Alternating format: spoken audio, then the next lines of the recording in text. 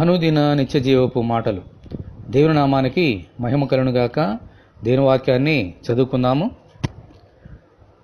పరలోకమందు మీ కొరకు ఉంచబడిన నిరీక్షణను బట్టి క్రీస్తు యేసునందు మీకు కలిగి ఉన్న విశ్వాసమును గూర్చియు పరిశుద్ధులందరి మీద మీకున్న ప్రేమను గూర్చియు మేము విని ఎల్లప్పుడూ మీ నిమిత్తము ప్రార్థన చేయుచు మన ప్రభువగు యేసుక్రీస్తు యొక్క తండ్రి అయిన దేవునికి కృతజ్ఞతాస్తుతులు చెల్లించుచున్నాము. కొలస్సీలకు రాసిన పత్రిక 1వ అధ్యాయము 3-4 వచనములు.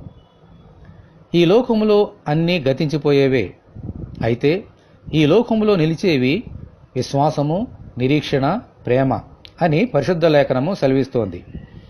ఒక విశ్వాసి తన ఆత్మీయ జీవితంలో దేవునికి ఇష్టమైన పాత్రగా ఉండాలంటే ఈ 3 సుగుణములు కలిగి ఉండి తీరాలి.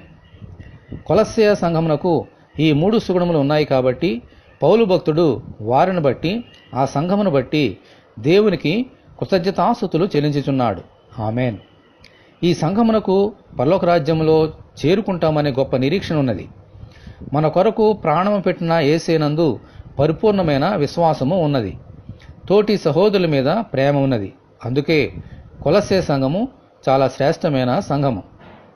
ఈ 3 సుగుణములు మనలో ఉంటే పెండ్లి కుమార్తె వలె సిద్ధపడిన సంఘము వలె మనము కూడా మన పెండ్లి కుమారుడైన యేసుక్రీస్తు కొరకు జీవించగలుగుతాము.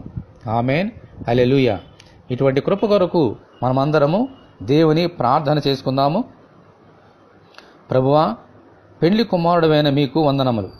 మీ పెండ్లి కుమార్తెగా విశ్వాసము, ప్రేమ, నిరీక్షణ అను ఆభరణములతో మమ్మలను అలంకరించి మీ కొరకు సిద్ధపరచమని, ఈ వాక్యం వింటున్న నీ బిడ్డలందరినీ అలాగున దీవించమని ప్రభువైన యేసుక్రీస్తు ద్వారా ప్రార్థన చేయుచున్నాము తండ్రి. ఆమేన్. ప్రభువైన యేసుక్రీస్తు కృప మనకందరికీ తోడే ఉండి నడిపించునుగాక. ఆమేన్. పరిశుద్ధ దేవుని మందిరం.